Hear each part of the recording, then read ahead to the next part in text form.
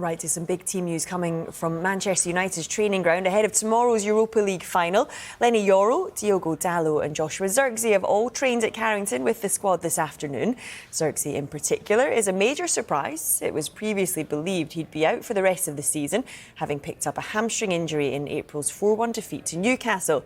That left Rasmus Højlund and Chido Obi-Martin as United's only forward options going into the final. Well, Lenny Yoro and Dalot were also back for today's session. Yoro went off injured against West Ham earlier this month, while Dalot has struggled with a calf injury since April. It remains to be seen whether all three will make the trip to Bilbao. No sign of Matthias de Ligt, though. United have opted for their usual European routine of travelling the day before the game. And just a reminder, we'll be hearing live from Ruben Amorim this evening. He'll be holding his news conference at 6:30. So no United players in Bilbao yet, but thousands of their fans have now started to trickle into the city. Our reporter Dharmesh Sheth is there for us. Yes, thank you very much indeed. Just one day to go until the 2025 Europa League final, and the fans' festival is well and truly open here in Bilbao. You can do plenty here. There's plenty to eat, plenty to drink, and plenty to do, including some really, really good photo opportunities. Back at the stadium, you can get a picture maybe with the trophy itself, but right over here, and we've got them all gathered, and they are all ready. Tottenham Hotspur fans, Manchester United fans, already representing their teams, and they're singing, Let's go and have a word with these Spurs fans first of all. All right, lads. All right, lads.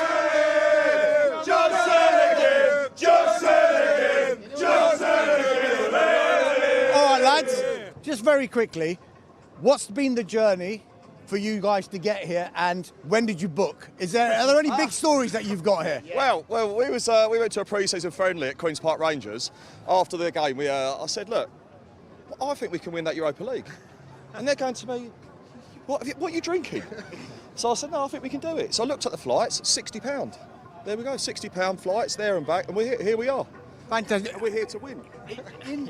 Deep down, though, when you were booking, did you genuinely think, come May, Tottenham Hotspur in the Europa League final? Oh, we're here.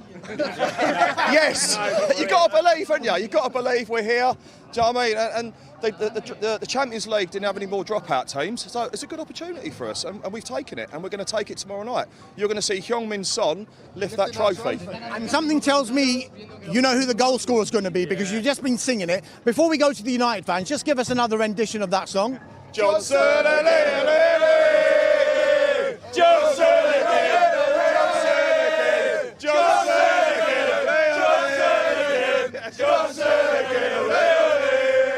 Just hold fire, Tottenham Hotspur fans. Let's go over to the Manchester United fans now. The Tottenham Hotspur fans are in great voice at the moment. They think that this is their year, finally, to win a trophy after 17 long years of waiting. What do you think? I think that we're going to turn them over. Our finals experience is going to do the business, and we'll be there tomorrow cheering us on. You say finals experience, but Ange Postecoglou, since he's arrived at Tottenham Hotspur, played Manchester United 5 times, 4 wins and a draw. He's unbeaten against them. Is that a worry? No, it's not a worry at all, mate. 4 times. We're going to win when it's important, which is tomorrow. Yes, that's the most important day, right? We'll do it. No worries. Okay, so they've been singing about Brennan Johnson. I think you guys have got a song as well, and it's about your manager, is it? Indeed. Yeah. Away you go, after 3. 1, 2, 3. Amorim, who bring the glory days again. We'll back you from the Stratford end and turn the club around. Ruben Amorim, who bring the glory days again. We'll back you from the Stratford end and turn the club around. Right, both sets of fans in very, very good voice. Who is it going to be? Tottenham Hotspur or Manchester United? The 2025 Europa League final is nearly upon us. And Manchester United face off in that huge Europa League final. So much at stake for both clubs over the next 24 hours or so. Thousands of fans making that journey to northern Spain, but the Spurs players have already arrived in Bilbao.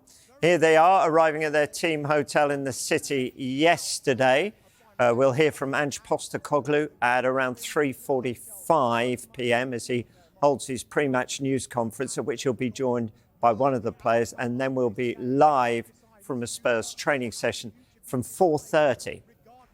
This game, not only would it be an unbelievable game for us, but of course the club and the fans, I feel like it would be a real momentum shift for the club going forward. So yeah, we know it's a massive game, and it's just about, as you said, who has like the quality going into the day and who prepares the best. So yeah, we'll be doing everything we can for that hopefully to be us.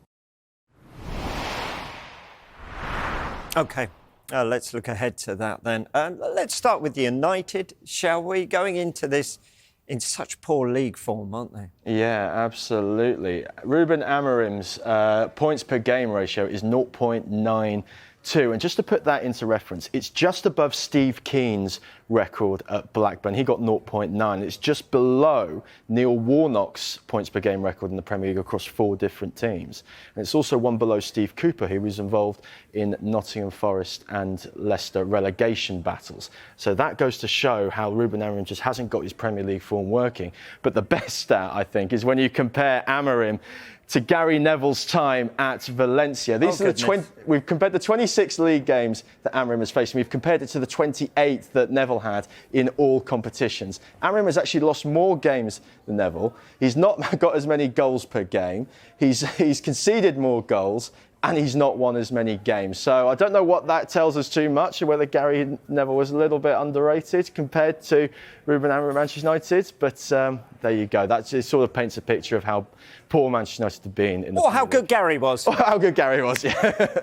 Hope you're watching, Gary. But they're already looking to bolster the squad in the summer with Matheus Cunha. Now, Matheus Cunha is set to really tackle an issue that Manchester United have had, particularly in the Premier League. These are the biggest XG overperformers. And what it says is Matheus Cunha has scored nearly 7 goals more than he should have done compared to XG. And that's the 3rd highest. Only Chris Wood and Brian Mbeumo have more. Now, when you compare that to Manchester United's woes in front of goal, they as a team have the 2nd worst underperformance. So they should have scored nearly 9 goals more than they should have done, but they've been wasteful. So what they're doing is they're bringing in one of the most prolific players in the Premier League in terms of goal scoring into their team of underachieving goal scorers. So that's the main reason why Ruben Amorim has decided to move for Matheus Cunha very, very early. OK. The question is, though, where does he fit in at United? Well, here's a really, really interesting fact. So Matheus Cunha doesn't play as a number 9. Vitor Pereira has said that. He's not a striker. He actually plays as a number 10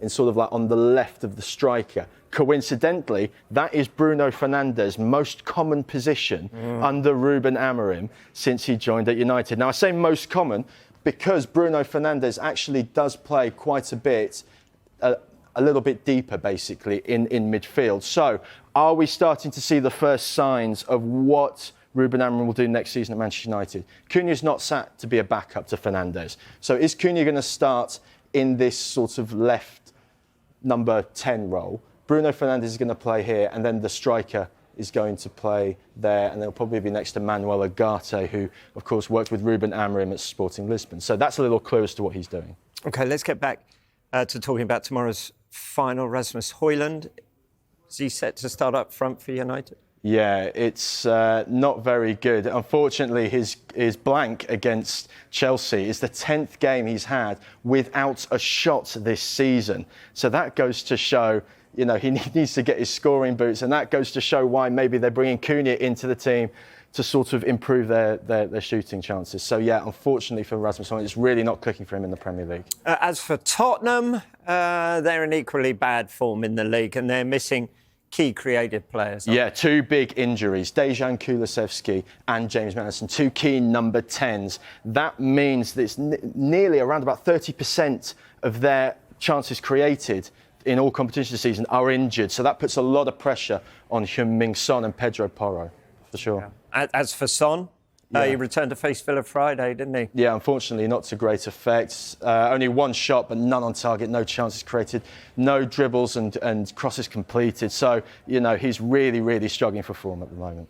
OK, that's it for the football show for today. Back tomorrow at 10 o'clock. But last time we'll see, Sam, thank you for all your hard work. And you, Rob. Over your time on the football show.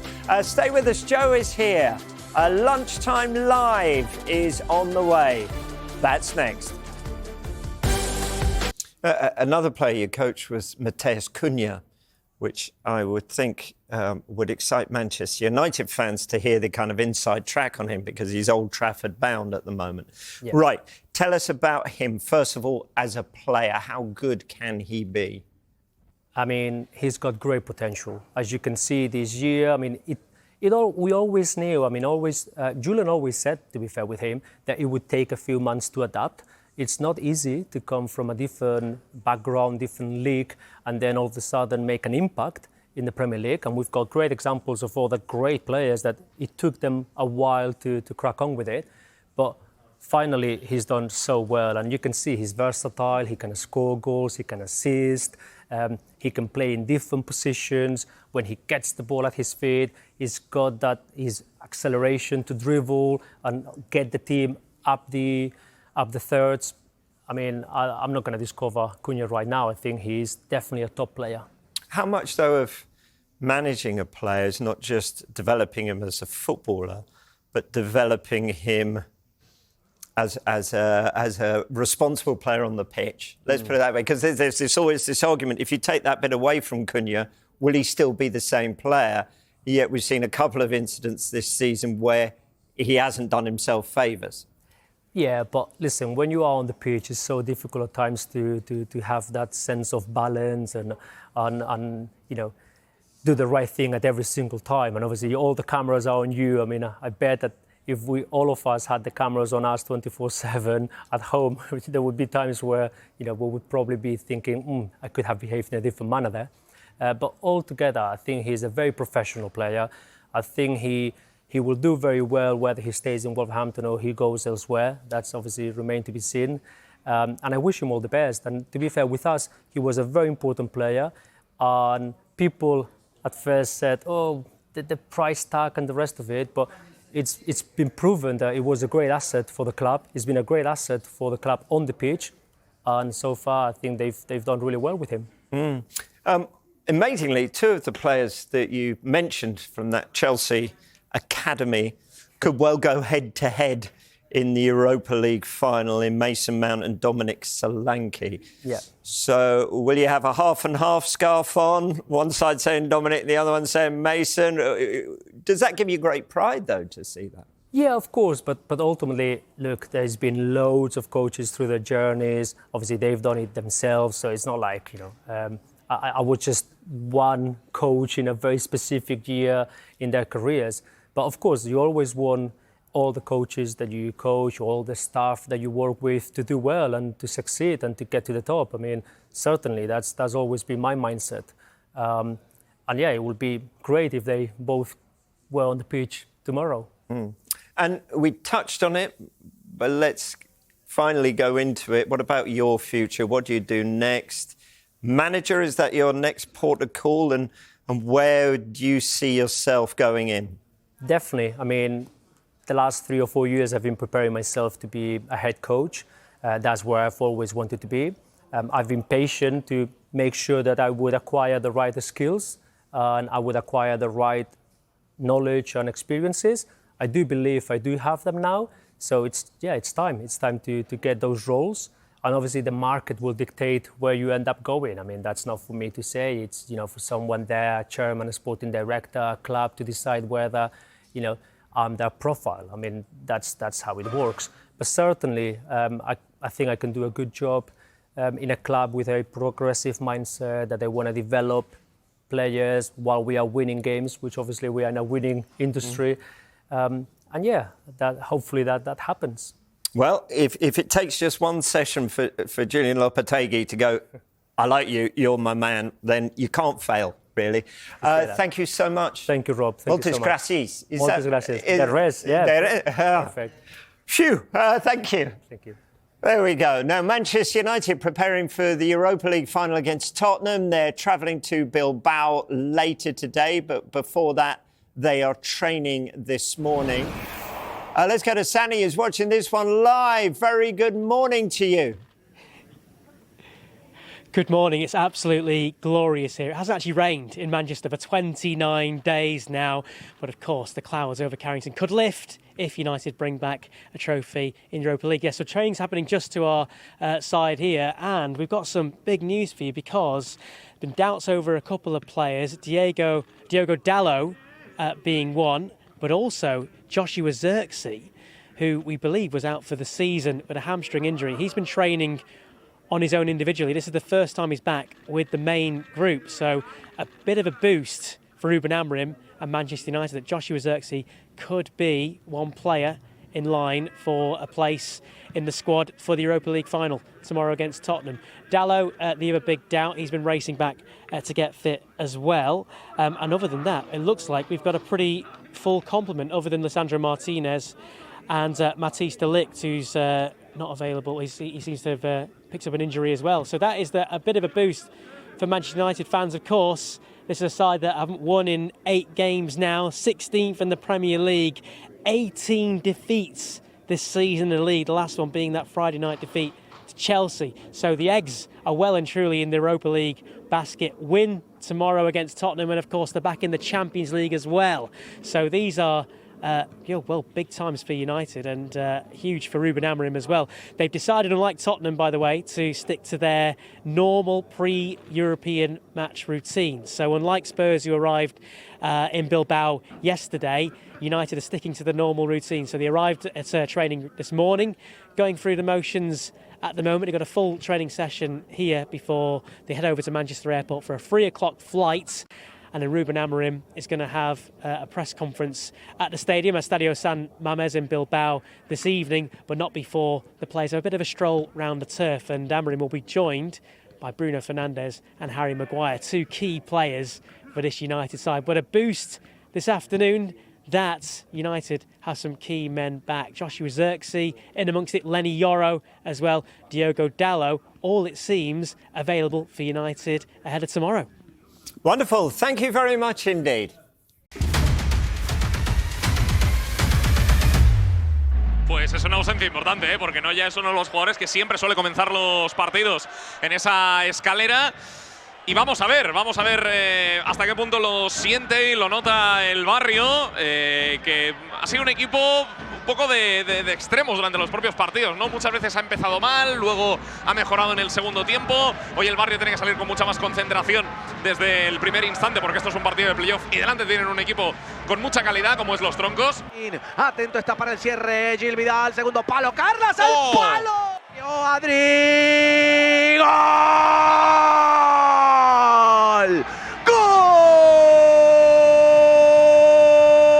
¡Gol del Barrio de Adri de Contreras! El penalti Presi. Mira, y Adri Contreras haciendo de la suya. Se queda en el campo y dice... Ian disparó. ¡Oh! ¡Sácala, Gerard! ¡Gol! Verdú también, Edgar Álvaro. Verdú la deja para Edgar. Rompe la barrera. ¡Oh! ¡Gol, gol, gol! ¡Gol! ¡Tenemos suerte!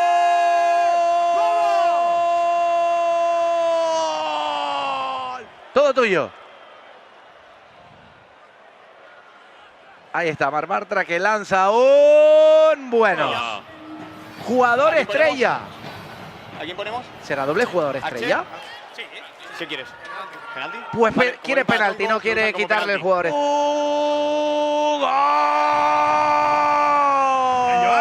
¡Gol de los Troncos! ¡No falla Verdú! ¡Viene Arche! ¡Manu Martín! Al lado de la pelota. A ver, aquí va directo a la pelota. ¡Gol! ¡Perchita! ¡Gol! Para los Troncos. Se fue por la clásica, por la segura. Chita, Sorroche con el centro. La bajó muy bien Litus, pase atrás. Edgar. Buen pro en el área. Paufer con el cuero al segundo palo. La tapó. Perdió la Tina Che. Se barre con toda Carraflana. Rebote para allí. ¡Gol! ¡Gol!